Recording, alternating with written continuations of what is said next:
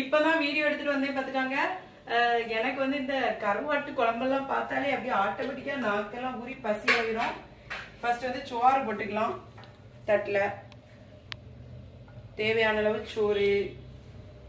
நமக்கெல்லாம் இந்த தனித்தனியா தட்டுல எல்லாம் வச்சா சரிப்பட்டு வராது.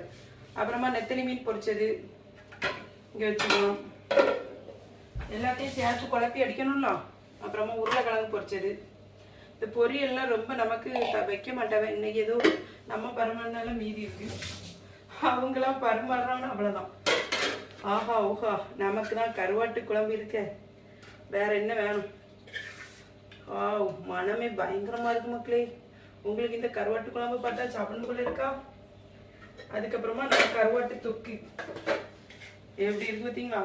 காலி ஆயிட்டு. இவ்வளவுதான் இருக்கு நமக்கு. போதும். இவ்வளோத்தையும் வச்சு இனி ஒரு நல்ல ஒரு பிடி பிடிக்க போறேன்.